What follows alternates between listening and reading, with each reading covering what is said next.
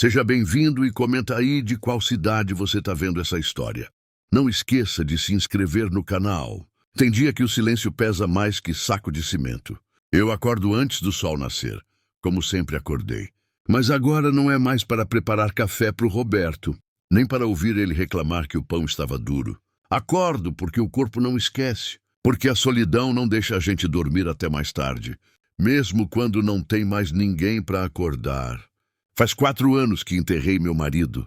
4 anos que esta fazenda virou um lugar grande, demais para uma pessoa só.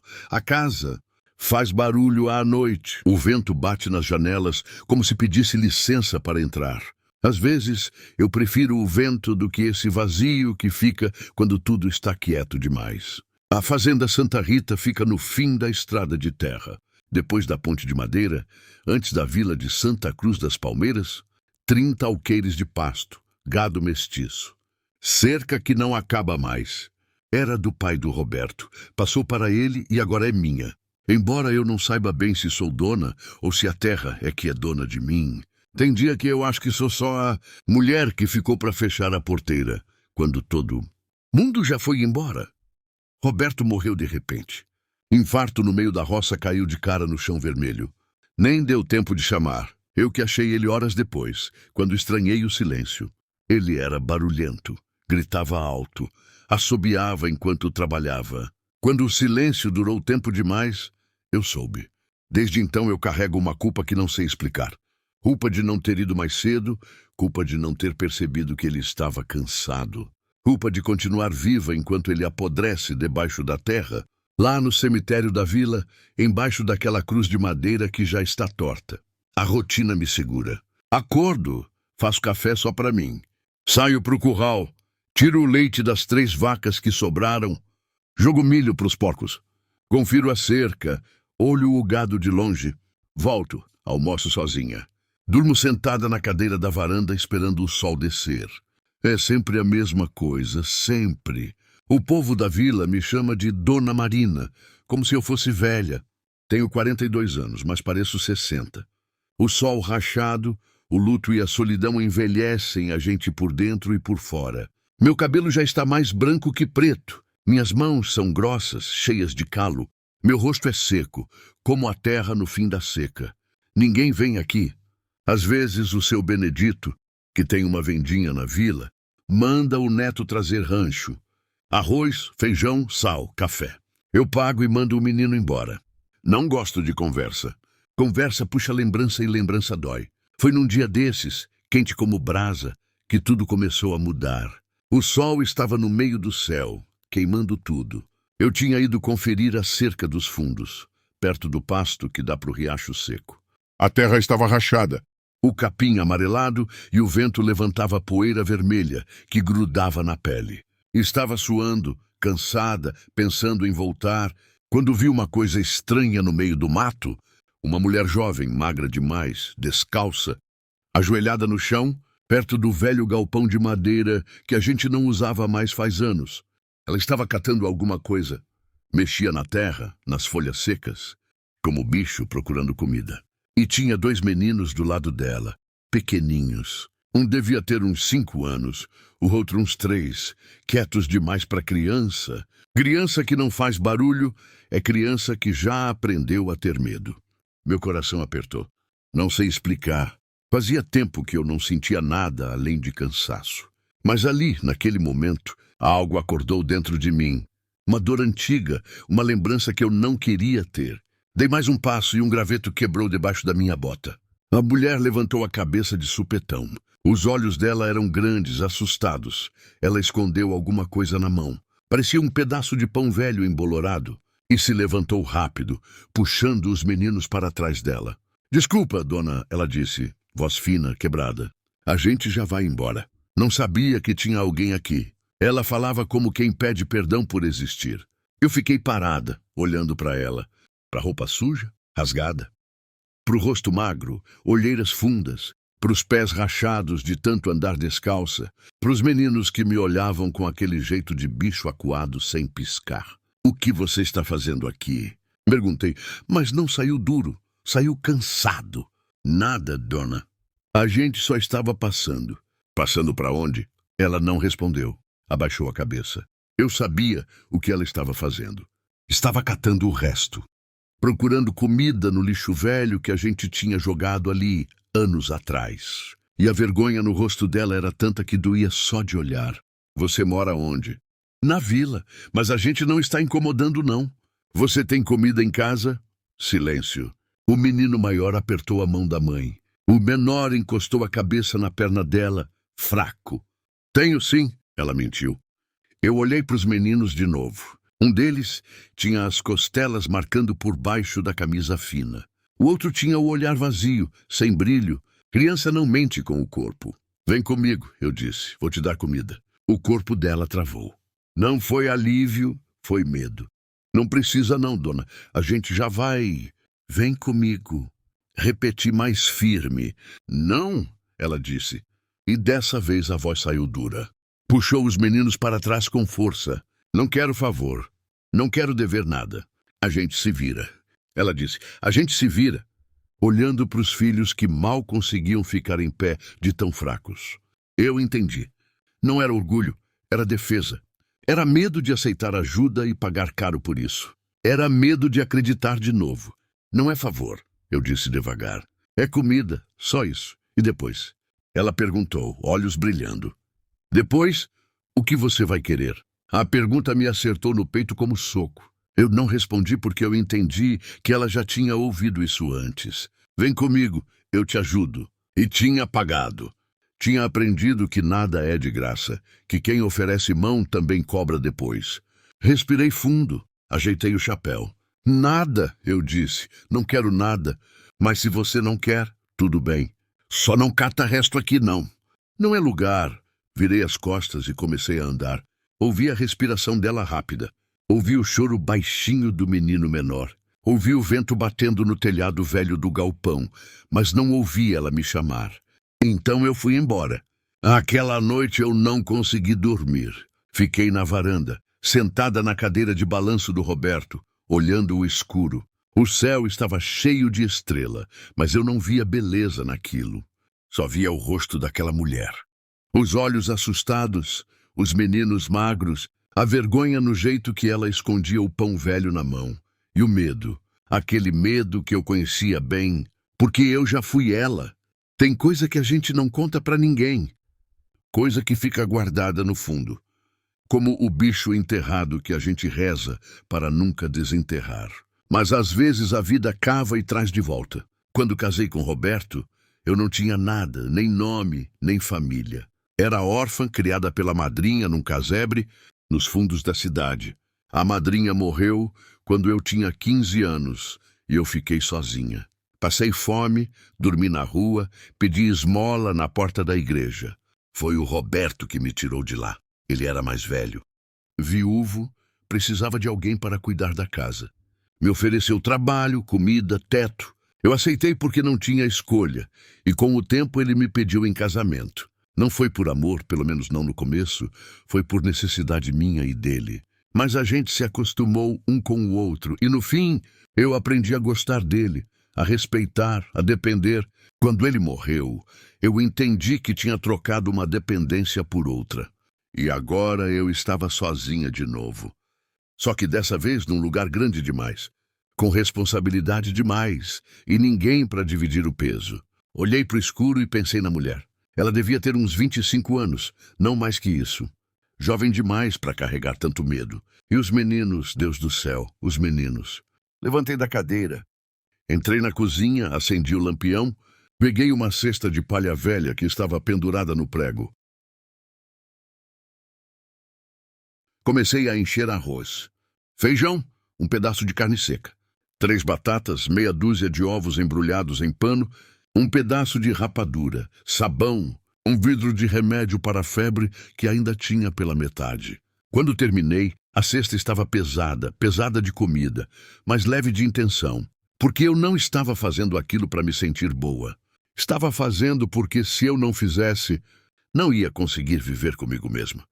Esperei amanhecer. O sol nasceu devagar, vermelho, tingindo o céu de laranja e rosa. O galo cantou. As vacas mugiram lá no curral. Eu peguei a cesta e fui a pé pela estrada de terra até a vila. Santa Cruz das Palmeiras é pequeno, umas 20 casas, a igreja. A venda do seu Benedito. O posto de saúde que só abre 2 vezes por semana. Todo mundo conhece todo mundo. Todo mundo sabe da vida de todo mundo. Perguntei para o seu Benedito, onde morava a viúva, com os 2 meninos. Ele me olhou desconfiado. A Vera, perguntou coçando a barriga. Mora lá nos fundos, perto do cemitério. Mas eu não sei se ela quer visita não, dona Marina. É meio difícil. Difícil como? Orgulhosa. Não aceita a ajuda de ninguém. O marido morreu faz uns 2 anos.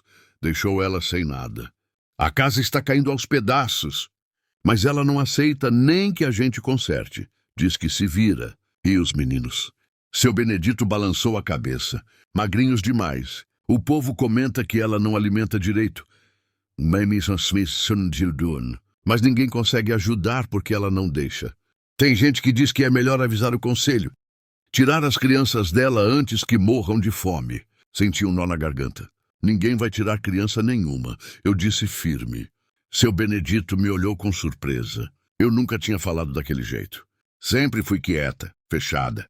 Mas alguma coisa tinha acordado em mim e eu não sabia mais segurar. Peguei a cesta e fui embora. A casa da Vera ficava no fim de um beco de terra batida, encostada no muro do cemitério. Era de pau a pique, telhado furado, porta torta. O terreiro era de chão batido, sem planta, sem nada. Tinha um varal com 3 peças de roupa velha balançando no vento e silêncio. Muito silêncio. Cheguei devagar, bati na porta. Ninguém respondeu. Bati de novo. A porta se abriu só um pouquinho. Apareceu o rosto dela magro, olheiras ainda mais fundas, o cabelo preso num coque desmanchado. Quando ela me viu, o corpo inteiro enrijeceu. O que a senhora quer? Perguntou duro. Vim trazer isso aqui. Mostrei a cesta. Ela olhou para a cesta, para os ovos, para o arroz, para o sabão. Eu já disse que não quero favor. Não é favor. É o quê? Ela me cortou. Caridade, pena. A senhora acha que eu não sei cuidar dos meus filhos? Não é isso? Então é o quê? Eu respirei fundo, tentei achar as palavras certas.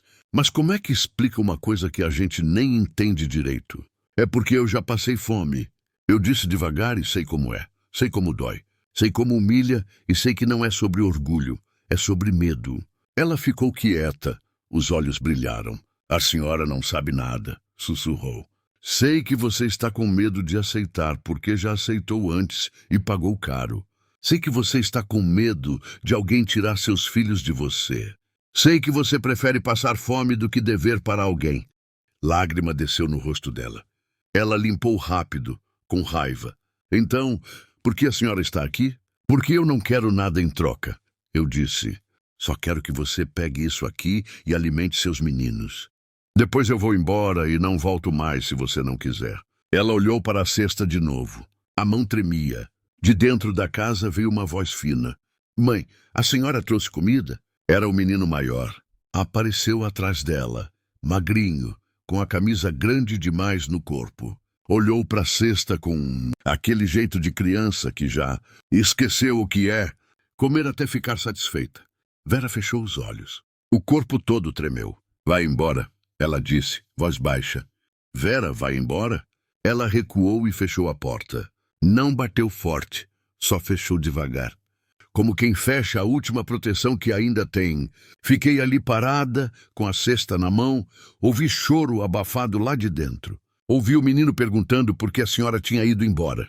Ouvi o silêncio que veio depois. Respirei fundo, abaixei a cesta no chão, na frente da porta e fui embora. Não olhei para trás. Voltei para a fazenda com o coração apertado. O sol já estava alto, queimando. O calor subia da terra em ondas. Eu transpirava, mas o suor era frio. Passei o dia tentando trabalhar. Tirei leite, consertei um pedaço de cerca, joguei ração para os porcos, mas a cabeça estava longe. Estava naquela casa, naqueles meninos, naquele choro abafado. Quando o sol começou a descer, eu estava na varanda de novo, olhando o horizonte. O céu ficou rosa, depois laranja, depois roxo. E então eu ouvi um grito fino, agudo, de criança. Vinha de longe, mas o vento trouxe claro. Levantei de um pulo. Meu coração disparou. Olhei para o lado da estrada, para o lado da vila. O grito veio de novo, mais desesperado. Corri. Corri pela estrada de terra, levantando poeira vermelha. Meu peito ardia, minhas pernas doíam, mas eu não parava. Cheguei na casa da Vera e vi. O menino menor estava caído no chão do terreiro. O corpo pequeno tremia, convulsionava.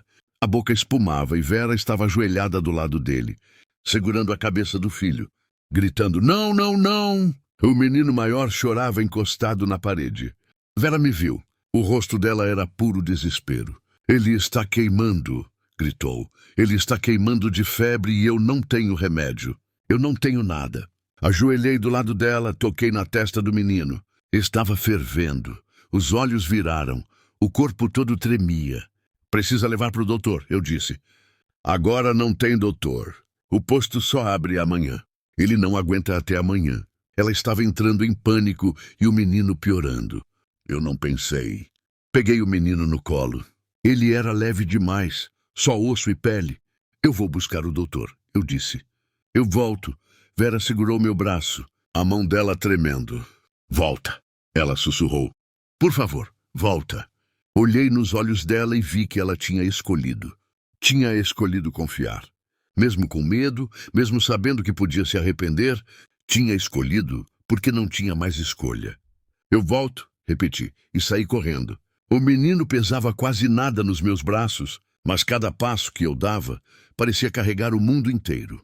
A noite tinha caído rápido, como cai no interior. Não tinha lua, só estrela. A estrada era escura, cheia de buraco, pedra solta. Eu tropecei 2 vezes, mas não deixei o menino cair. Segurei ele contra o peito, sentindo o corpo pequeno tremer, a respiração curta, o calor da febre atravessando a roupa e queimando minha pele. Ele gemia baixinho, um gemido de dor que parecia vir de muito longe, de um lugar onde criança não devia conhecer. "Aguenta, meu filho", eu sussurrei. "Aguenta mais um pouquinho." Minha voz saiu embargada. Fazia anos que eu não chamava ninguém de meu filho. Fazia anos que eu não sentia esse aperto no peito, essa urgência de proteger, de salvar. Corri pela estrada até a casa do Dr. Fernando. Ele morava na entrada da vila, numa casa de tijolo com varanda e jardim. Bati na porta com o pé porque as mãos estavam ocupadas, segurando o menino. Doutor Fernando." Demorou. Bati de novo, mais forte. A luz acendeu lá dentro. Ouvi passos. A porta abriu. Dr. Fernando apareceu de pijama. Cabelo despenteado, óculos tortos. Ele era velho, beirando os 70, mas ainda atendia o povo da região. Era o único médico que tínhamos. Quando viu o menino nos meus braços, o rosto dele mudou. "Entra", disse, abrindo a porta. Entrei. Ele acendeu o lampião da sala e me mandou deitar o menino na mesa. Fiz isso com cuidado, como se ele fosse se quebrar. O doutor examinou rápido, abriu a boca do menino, olhou os olhos, tocou a testa, o pescoço, o peito, colocou o estetoscópio e escutou. O rosto dele ficou sério. Febre alta, muito alta, infecção grave. Quanto tempo ele está assim? Não sei. Acabei de achar ele. De quem é essa criança? Da Vera, a viúva que mora perto do cemitério. Dr. Fernando balançou a cabeça cansado. Essa mulher é teimosa demais. Já falei para ela trazer os meninos aqui, mas ela não vem. Diz que não tem dinheiro. Ele me olhou. Não precisa, disse baixo. Não precisa. Mas ela não aceita. Tem orgulho demais para a pobreza que carrega. Não é orgulho, eu disse firme. É medo. O doutor me olhou de novo, mais devagar dessa vez, como se tivesse entendendo alguma coisa. Pois é, murmurou. Medo também mata. Ele pegou a maleta, tirou remédio, seringa, algodão, álcool, aplicou injeção no menino. Depois molhou um pano em água fria e colocou na testa dele. Ele vai sobreviver? Perguntei. Se Deus quiser, mas precisa de cuidado. Remédio de hora em hora, comida leve, repouso e não pode passar frio. Vou levar ele de volta. Leva esses remédios também. Ele estendeu 3 vidros e diz para Vera que se ela não trouxer esses meninos aqui para a consulta na semana que vem, Eu vou lá buscar pessoalmente e não vou aceitar desculpa. Peguei os vidros, agradeci, peguei o menino no colo de novo. Ele estava mais calmo, a respiração mais lenta, a febre ainda alta, mas não desesperadora. Dona Marina, o doutor me chamou quando eu já estava na porta. Virei. Está fazendo uma coisa boa, ele disse. Mas toma cuidado. Às vezes a gente acha que está salvando alguém, mas no fim quem precisa ser salvo é a gente. Não entendi direito o que ele quis dizer, mas acenei e saí. A volta foi mais devagar. O menino dormia nos meus braços, pesado de cansaço. Eu ia andando pela estrada escura, ouvindo o som dos meus passos na terra, o canto dos grilos, o vento nas árvores. E pensei no Roberto. Pensei em como ele tinha me salvado, em como eu tinha passado anos, achando que devia tudo a ele. Em como, no final, eu descobri que ele também precisava ser salvo, que a gente tinha se salvado um ao outro, cada um do seu jeito. E pensei na Vera, em como ela estava sozinha, em como ninguém ia salvar ela se ela não deixasse. Quando cheguei na casa, Vera estava sentada no chão do terreiro,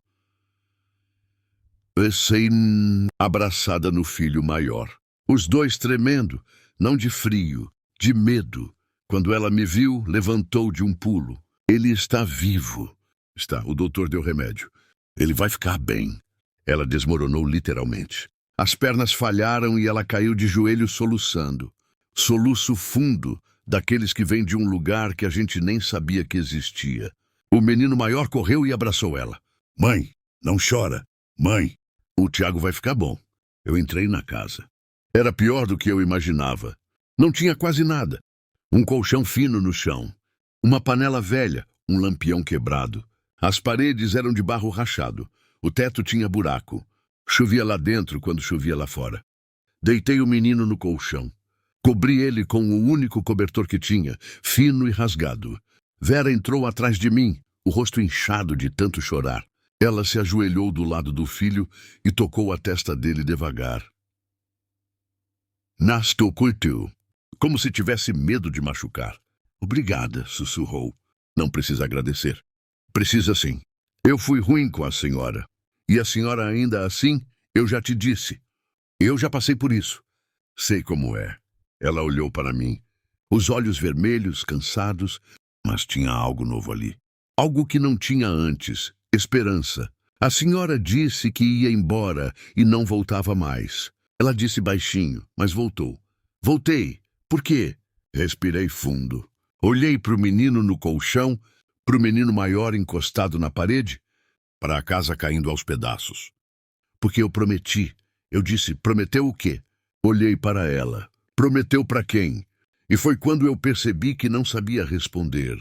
Porque não tinha prometido para ela, nem para os meninos. Tinha prometido para alguém que já não estava mais aqui. Tinha prometido para o Roberto. Na última conversa que a gente teve, poucos dias antes dele morrer, ele tinha dito uma coisa que na época eu não dei importância. A gente estava sentado na varanda olhando o pôr do sol. E ele disse, Marina, se eu morrer antes de você, promete uma coisa. Eu ri. Achei que ele estava brincando. Você não vai morrer, velho teimoso. Promete, ele insistiu. E o jeito que ele falou me fez calar a boca. Prometo o quê? Promete que você não vai virar pedra. Promete que você não vai se fechar para o mundo. Promete que você vai continuar viva, mesmo quando eu não estiver mais aqui. Eu tinha prometido, mas não cumpri. Quando ele morreu, eu me fechei. Virei pedra. Parei de viver até aquele dia.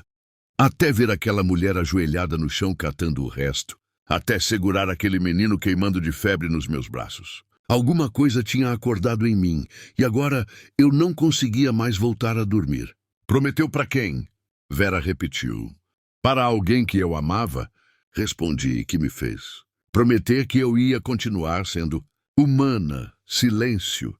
Então ela disse baixinho, a senhora não me conhece, não sabe nada sobre mim. Não sabe por que eu sou assim. Não sabe o que eu passei. Não sei, concordei. Mas quero saber se quiser contar. Ela olhou para o filho, acariciou o cabelo dele. Talvez um dia sussurrou. Fiquei a noite inteira ali sentada no chão, de costas na parede, vigiando o menino. A cada hora eu dava remédio, como o doutor tinha mandado. Molhava o pano em água fria e colocava na testa dele. Vera adormeceu abraçada no filho maior, os dois encolhidos no canto debaixo de um cobertor, que não aquecia nada. E eu fiquei olhando para eles, pensando, lembrando, porque tem uma coisa que eu não contei ainda. Uma coisa que estava enterrada tão fundo que eu tinha quase esquecido. Mas agora estava voltando, como fantasma que não deixa a gente em paz. Eu e o Roberto tivemos uma filha. Ela morreu com 3 anos. Febre igual a do menino. A gente não conseguiu salvar. Não tinha médico perto, não tinha remédio, não tinha nada. Eu segurei ela nos braços e vi a vida apagar nos olhos dela. Vi ela parar de respirar, vi o corpinho ficar frio e naquele dia eu morri junto. O Roberto sofreu também, mas ele era forte. Ele seguiu em frente. Eu não. Eu me tranquei por dentro. Nunca mais falei no assunto. Nunca mais deixei ele encostar em mim direito. Virei uma mulher vazia, funcionando no automático. Quando ele morreu, eu achei que era castigo. Castigo por não ter amado ele direito. Por não ter sido grata. Por não ter deixado a dor passar. Mas agora, olhando para aqueles meninos, para aquela mãe, eu entendi. Não era castigo, era chance. Chance de fazer diferente, de salvar quem eu não consegui salvar antes, de cumprir a promessa que eu tinha feito. Quando o sol nasceu, o menino abriu os olhos, olhou para mim e sorriu. Um sorriso fraco, mas verdadeiro. Obrigado, tia, ele disse com a voz rouca. Meu coração apertou. De nada, meu filho. E dessa vez, quando eu disse meu filho, não doeu, aqueceu. Os dias que vieram depois foram estranhos. Estranhos, porque pela primeira vez em 4 anos, eu não acordava só para o silêncio. Acordava pensando nos meninos, se tinham comido, se o Tiago ainda tinha febre, se a Vera tinha conseguido dormir. Todo dia no fim da tarde eu passava lá, levava comida, remédio, às vezes um pedaço de pano limpo, sabão, uma vela, coisas simples, coisas que para mim não faziam falta, mas para ela eram tudo. No começo, Vera ainda ficava tensa quando me via chegar. Agradecia rápido, pegava as coisas e ficava ali parada, sem saber o que dizer, como se esperasse que eu fosse cobrar. Então, se sentiu tanto que eu fosse pedir algo em troca. Mas eu nunca pedi, só deixava as coisas. Perguntava como estavam os meninos e ia embora. Até que um dia ela me chamou para entrar. A senhora não quer um café?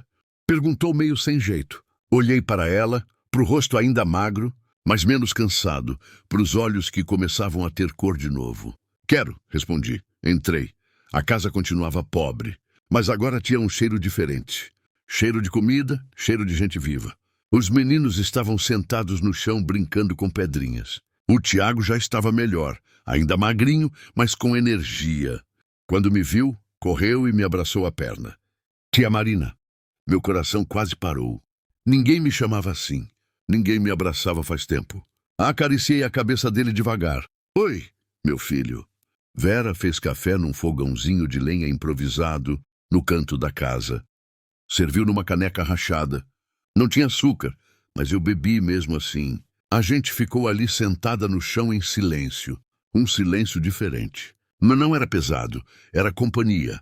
Dona Marina, ela disse depois de um tempo. Posso perguntar uma coisa? Pode, porque a senhora faz isso. Já te disse. Porque eu sei o que a senhora disse. Ela me cortou devagar, mas eu sinto que tem mais. Tem alguma coisa que a senhora não contou. Olhei para ela, pro jeito que ela me olhava, com cuidado, com respeito, mas também com curiosidade. Respirei fundo. Eu tive uma filha, disse. Morreu pequena, de febre, igual ao Tiago. Vera ficou paralisada. A caneca tremeu na mão dela. Eu não sabia. Ninguém sabe. Faz muito tempo. Ela se chamava Clara. Tinha 3 anos quando morreu. Cabelo preto, olhos grandes. Gostava de correr atrás das galinhas no terreiro. Minha voz saiu embargada.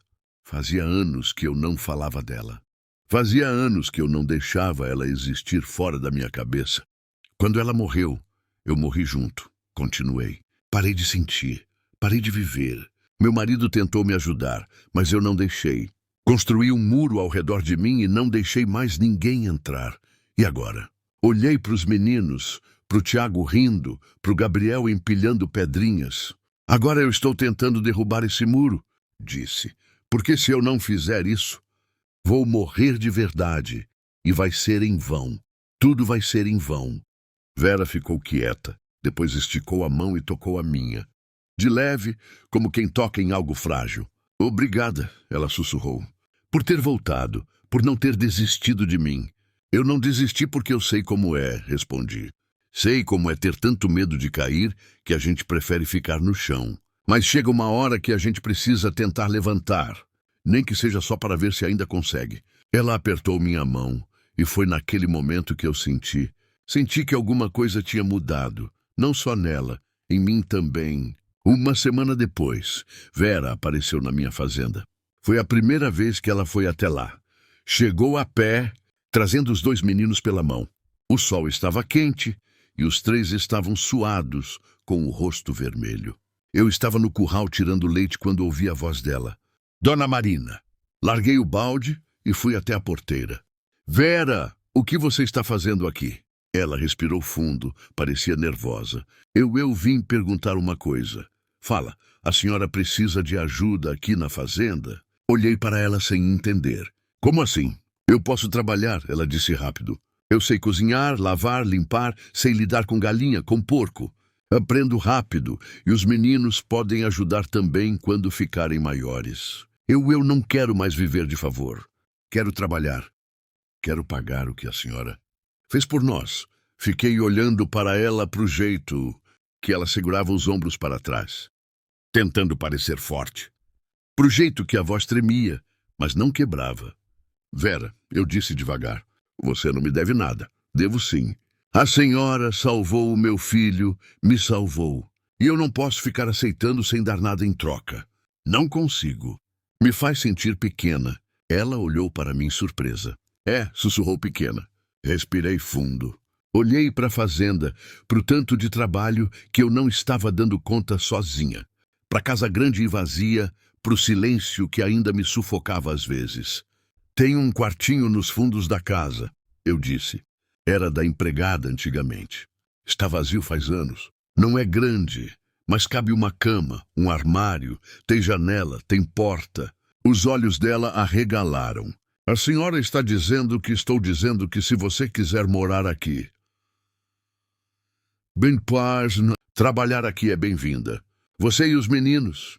Mas não é pagamento de dívida, é parceria. Eu preciso de ajuda. Você precisa de um lugar. A gente se ajuda. Mas tem outra coisa. Eu continuei firme. Os meninos vão para a escola. Tem uma na vila, pequenininha, mas tem. E vão comer direito 3 vezes por dia. Isso não é negociável. Vera ficou parada processando. Depois, os olhos encheram de água. Por que a senhora está fazendo isso? Porque eu estou cansada de viver sozinha, respondi. Porque essa casa é grande demais para uma pessoa só. Porque eu aprendi que a gente não foi feito para ficar isolado. A gente foi feito para viver junto, para dividir, para cuidar um do outro. Ela cobriu o rosto com as mãos e chorou. Chorou alto, soluçou. Os meninos correram e abraçaram ela sem entender, mas sentindo que era importante. E eu fiquei ali, olhando com um nó na garganta e um calor no peito que eu não sentia fazia anos. Vera e os meninos se mudaram na semana seguinte. Não tinham quase nada. Algumas roupas velhas numa trouxa, uma panela, um cobertor, era tudo. Eu dei roupa de cama limpa, cobertor novo, travesseiro. Mostrei onde era tudo. A cozinha, o banheiro, o quintal. Os meninos correram pela casa maravilhados. Nunca tinham visto lugar tão grande. Posso brincar aqui, tia? Tiago perguntou, apontando para o terreiro. Pode, respondi. Essa casa agora é de vocês também. À noite, depois de jantar, eu fui até o quarto deles. Vera estava deitada na cama com os 2 meninos, um de cada lado, os 3 dormindo, finalmente em paz. Fiquei olhando por um tempo e senti algo que eu achei que tinha perdido para sempre. Senti que aquela casa tinha voltado a ser um lar. Nos dias que seguiram, a rotina mudou completamente. Vera acordava cedo e fazia café. Cuidava da casa, lavava roupa, cozinhava. Os meninos ajudavam do jeito deles, jogavam milho para os porcos, juntavam ovo das galinhas, varriam o terreiro. Eu voltei a trabalhar de verdade. Consertei cerca, cuidei do gado. Plantei uma horta pequena e à noite a gente jantava junto, conversava, ria. Os meninos contavam história da escola. Vera falava dos planos dela, do que queria fazer. Parecia família, mas ainda tinha algo que me incomodava, algo que Vera não contava. Sempre que eu perguntava sobre o passado dela, sobre o marido, sobre como ela tinha chegado naquele ponto, ela desviava, mudava de assunto, fechava o rosto. Até que uma noite eu descobri, foi sem querer. Eu tinha ido até o quartinho deles buscar um balde que Vera tinha pegado emprestado. Ela não estava lá, estava na cozinha com os meninos. Entrei, peguei o balde e ia sair quando vi. Embaixo da cama tinha uma caixa de madeira velha, pequena, mal fechada. Algo me chamou a atenção. Não sei o quê. Talvez o jeito que estava escondida, talvez o jeito que parecia importante. Eu não devia ter olhado. Sei disso. Mas olhei, abri a caixa. Dentro tinha poucas coisas. Uma foto amarelada de um homem jovem sorrindo. Devia ser o marido dela. Um terço velho, um papel dobrado. Peguei o papel, abri e li. Era uma carta escrita à mão com letra trêmula. Vera, quando você ler isso, eu já vou ter ido embora. Não por escolha, mas porque não tenho mais forças. A dívida é grande demais. Os homens vão vir cobrar e eu não tenho como pagar. Perdoa eu por ter apostado tudo e perdido. Perdoa eu por ter deixado você e os meninos sem nada. Eu achei que ia dar certo. Achei que ia conseguir o dinheiro. Mas eu só afundei mais. Cuidado com o Marcelo. Ele vai vir atrás de você. Vai dizer que a dívida passou para você.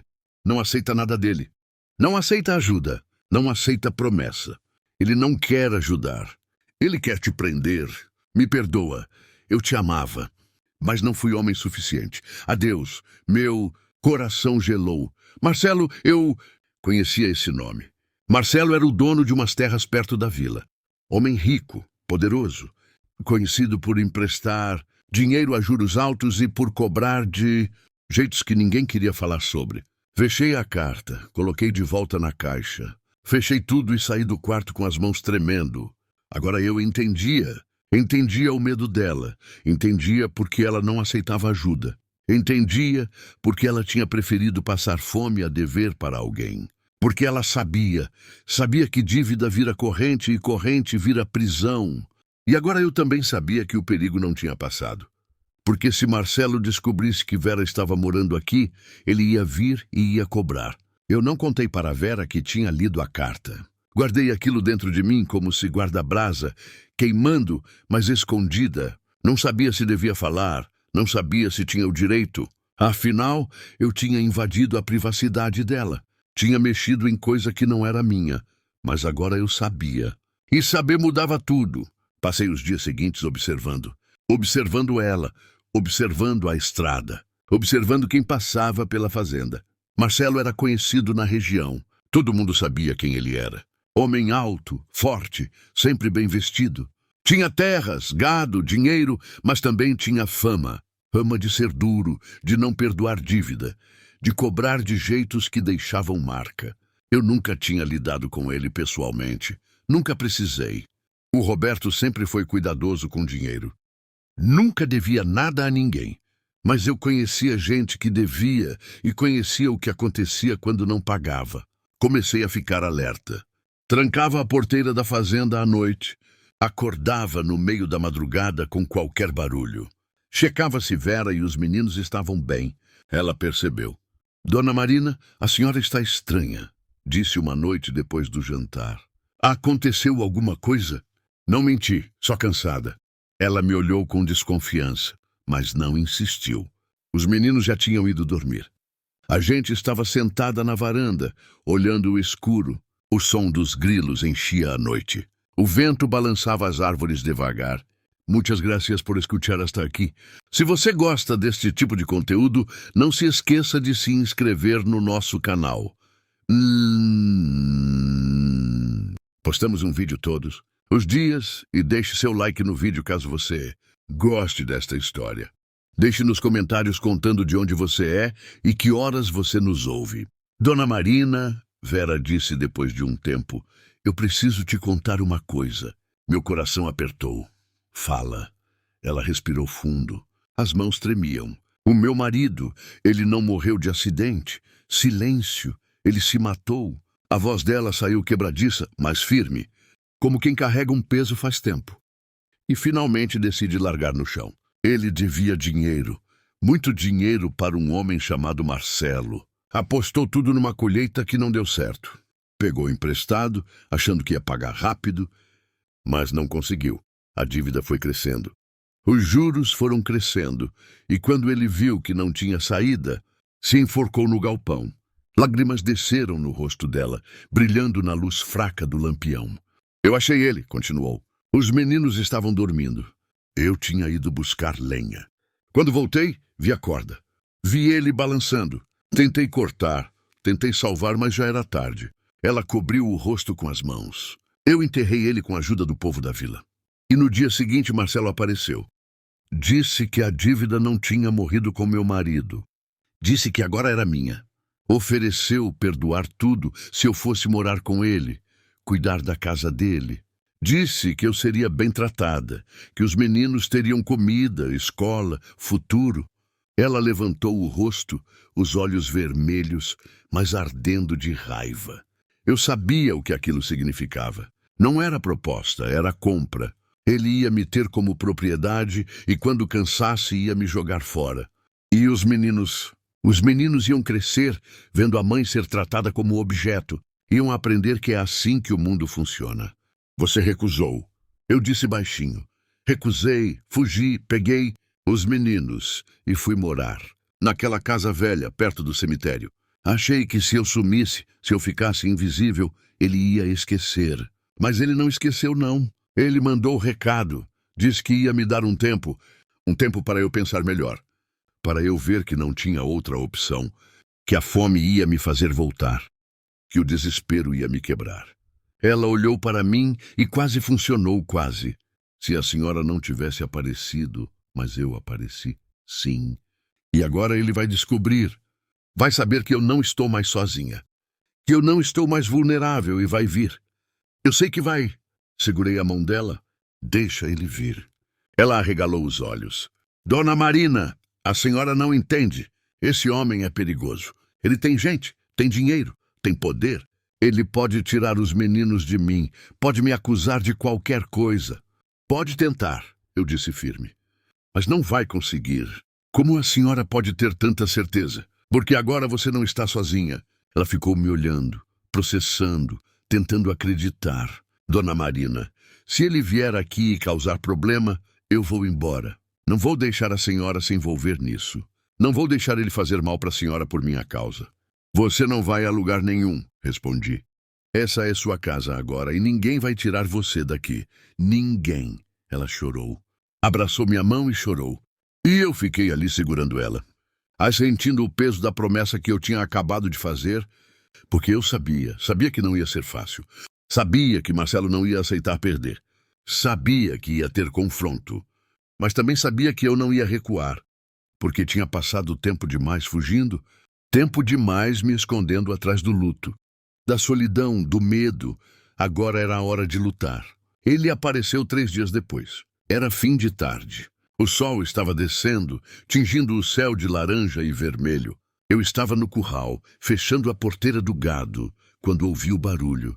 Motor de picape vindo pela estrada de terra.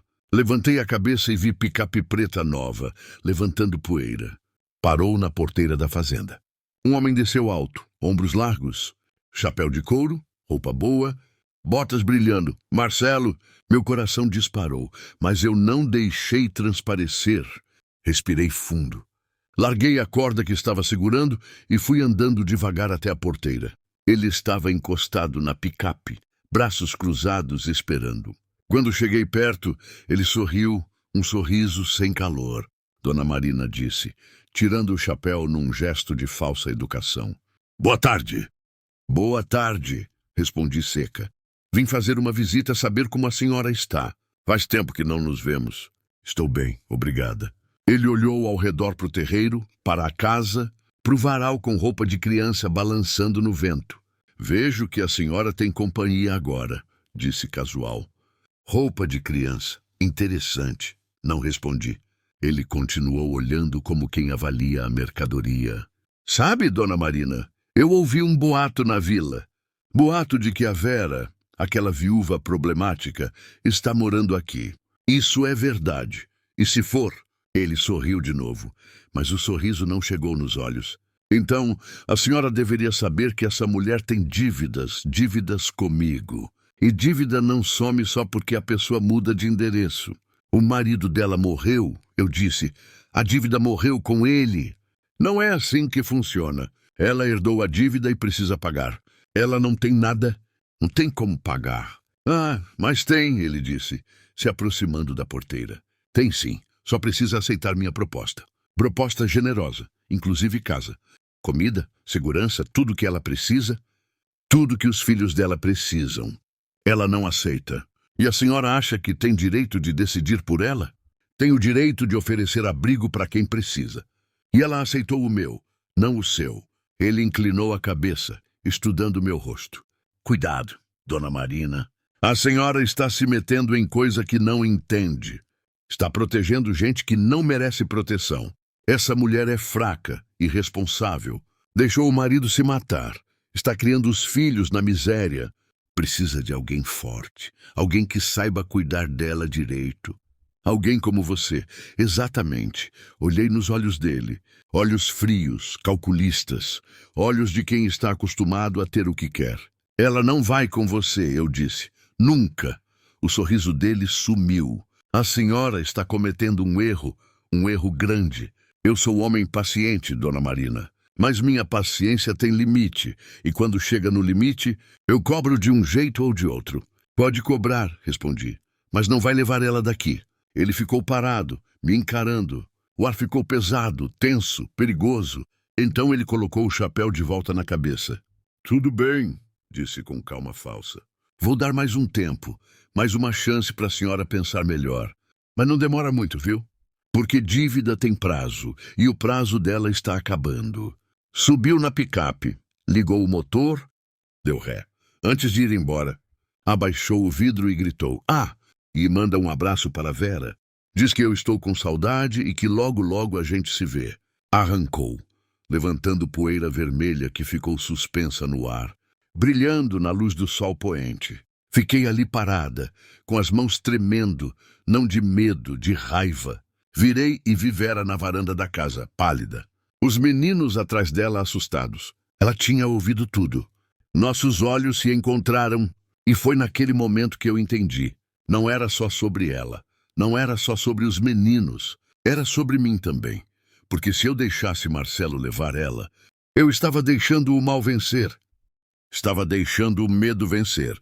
E estava me tornando pedra de novo. E eu tinha prometido para o Roberto, prometido para mim mesma, prometido continuar viva, continuar humana, continuar lutando. Então, foi isso que eu ia fazer, mesmo que custasse tudo. Naquela noite, nenhuma de nós dormiu direito. Vera ficou sentada na cama, abraçada nos meninos, o olhar perdido na parede. Eu fiquei na varanda com a espingarda velha do Roberto no colo. Não sabia nem se ela funcionava mais, mas era o que eu tinha. O vento soprava frio, as árvores rangiam, cada barulho parecia uma ameaça, mas nada aconteceu. O sol nasceu devagar, vermelho como sangue, tingindo o céu de um jeito que parecia aviso. Céu vermelho de manhã, viajante, toma cuidado. Era o que minha avó dizia, e ela estava certa. Tempestade vinha. Vera apareceu na cozinha com os olhos inchados. Fez café em silêncio. As mãos tremiam quando pegou a xícara. Dona Marina, ela disse sem me olhar, eu vou embora. Não vai. Vou hoje mesmo. Vou pegar os meninos e sumir. Ir para longe, né? Pro sul, sei lá. Qualquer lugar onde ele não me ache. Você não tem dinheiro. Não tem para onde ir. Não conhece ninguém. Vai acabar na mesma situação. Ou pior, melhor isso do que trazer problema para a senhora. Levantei da cadeira, segurei os ombros dela firme. Olha para mim, Vera, Ela relutou, mas olhou, os olhos cheios de medo. Eu não salvei você para deixar ele levar agora, eu disse. E você não passou por tudo que passou para desistir agora. A gente não foge mais, a gente enfrenta. Como? Ele tem poder, tem dinheiro, tem gente. E que a gente tem? A gente tem a verdade, respondi. E a gente tem coragem. E às vezes é só isso que precisa. Ela balançou a cabeça desacreditada. A senhora não conhece esse homem. Ele não desiste. Eu também não. Ficamos nos encarando.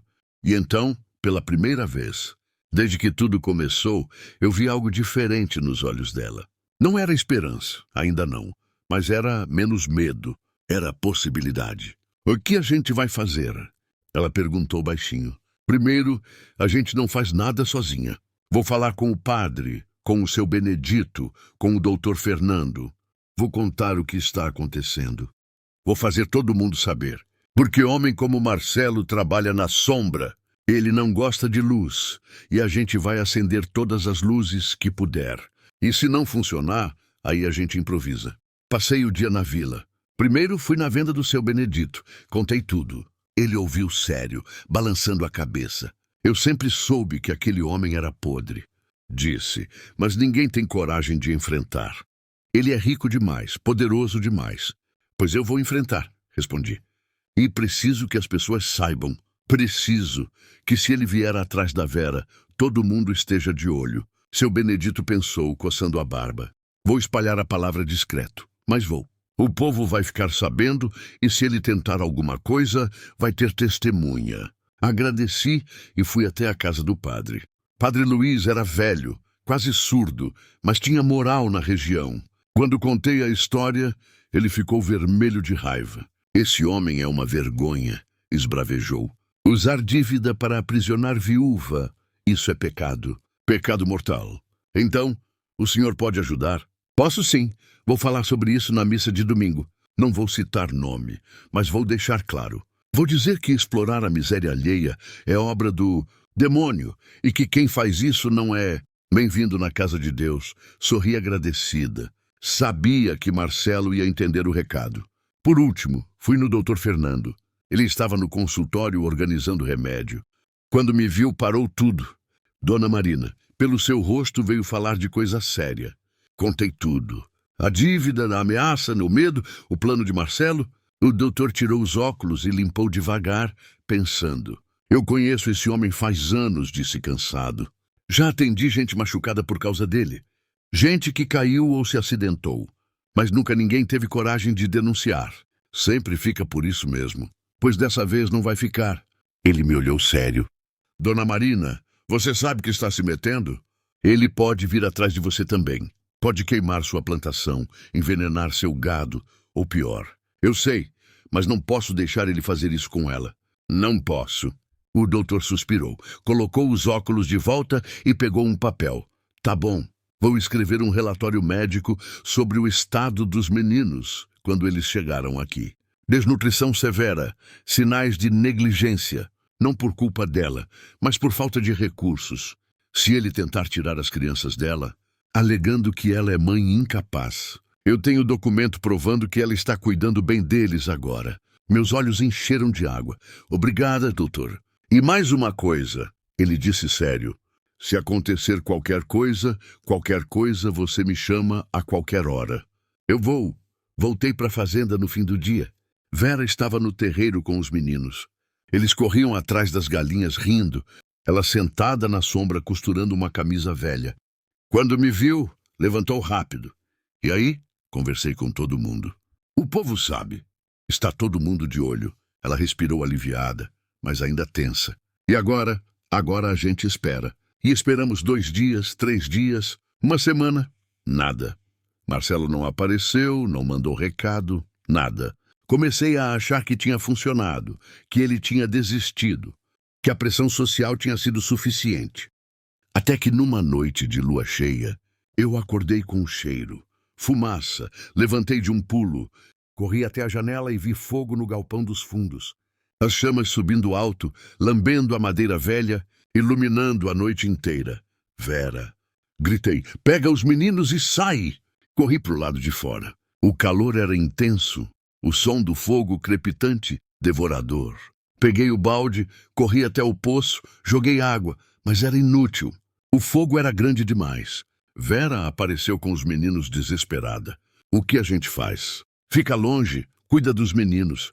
Continuei jogando água, tentando apagar, mas o fogo só crescia. E então eu vi uma sombra na beirada da luz do fogo, parada, observando Marcelo. Ele estava ali encostado na cerca, braços cruzados, vendo tudo queimar. Larguei o balde e fui até ele, furiosa. Seu desgraçado, ele nem se mexeu. Eu avisei, disse calmo. Avisei que ia cobrar. Isso é crime. Vou chamar a polícia. Ele riu, uma risada seca, sem humor. Chama e diz o quê? Que um galpão velho pegou fogo sozinho. Esses galpões são perigosos. Madeira velha, fiação antiga. Qualquer coisa pode causar um incêndio, inclusive descuido. Eu tremia de raiva, de impotência. O que você quer? Eu já disse, quero a Vera. Quero que ela pague a dívida do jeito que eu estou oferecendo e quero que a senhora pare de atrapalhar. Nunca. Ele deu um passo à frente. O rosto iluminado pelas chamas, sombrio, ameaçador. Então vai ser pior. Da próxima vez não vai ser o galpão. Vai ser a casa ou o curral, ou quem sabe algo mais importante. Olhou para o lado, para onde Vera estava segurando os meninos. Meu sangue gelou. Se você encostar um dedo nela ou naquelas crianças, então me dá o que eu quero. Ficamos nos encarando. O fogo crepitava atrás de mim.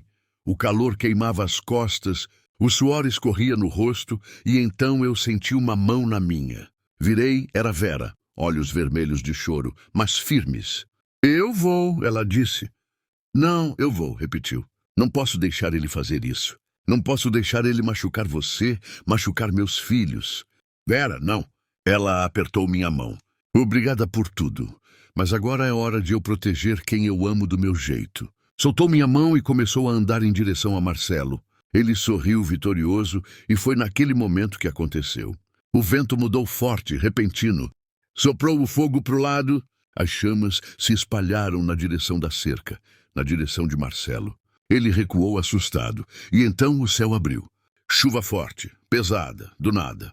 Em segundos estava caindo água como se o céu tivesse derramado um rio inteiro em cima da gente. O fogo chiou, fumegou, apagou, a escuridão voltou, só o som da chuva batendo na terra.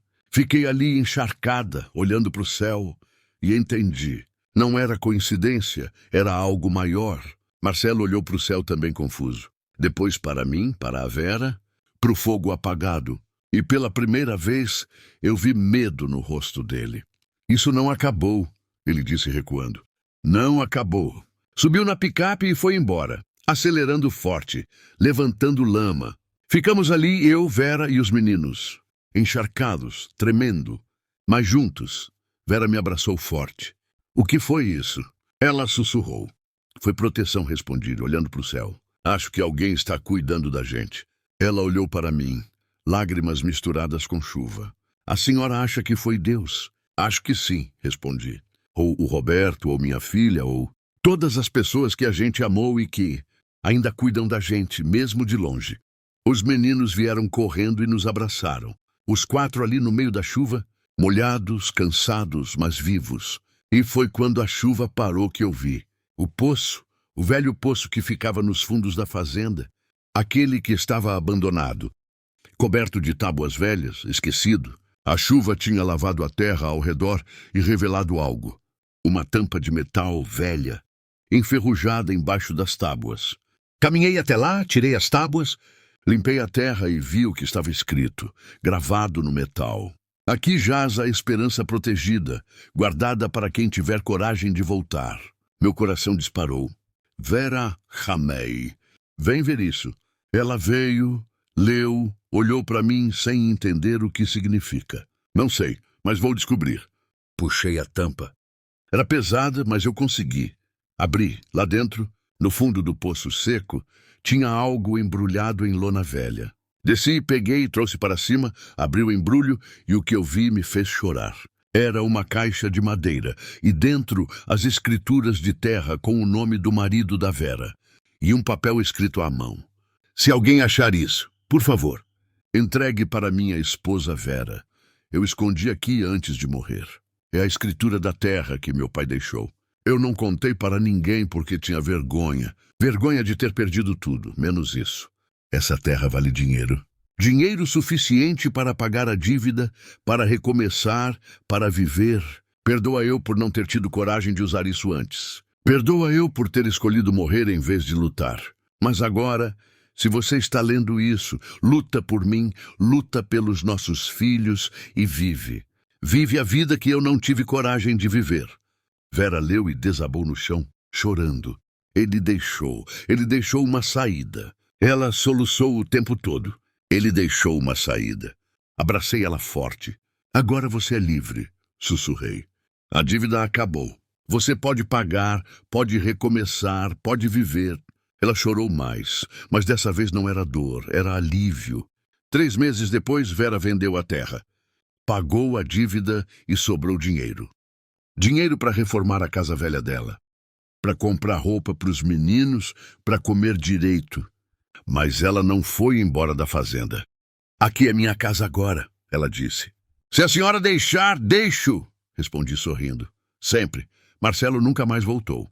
Dizem que ele perdeu muito dinheiro numa aposta e foi embora da região. Ninguém sentiu falta. Hoje, quando olho para o poço, penso em tudo que aconteceu, em como a vida sempre esconde saídas que a gente não vê, e em como às vezes a gente precisa voltar do fundo, voltar do poço, e em como no fim a gente nunca está sozinho, mesmo quando acha que está, porque sempre tem alguém, vivo ou morto, perto ou longe, cuidando, protegendo, esperando a gente ter coragem de continuar. E foi isso que eu aprendi. E o que viver não é sobre não cair, é sobre voltar. Voltar do fundo, voltar do poço, voltar da morte e recomeçar, sempre recomeçar. É fim, essa história é para você que está lendo agora, para você que já caiu, que já achou que não tinha saída, que já pensou em desistir. Não desiste, porque lá no fundo, no lugar mais escuro, sempre tem uma saída escondida, esperando você ter coragem de procurar. Agora me diz, de onde você está lendo isso e qual foi a parte que mais tocou seu coração?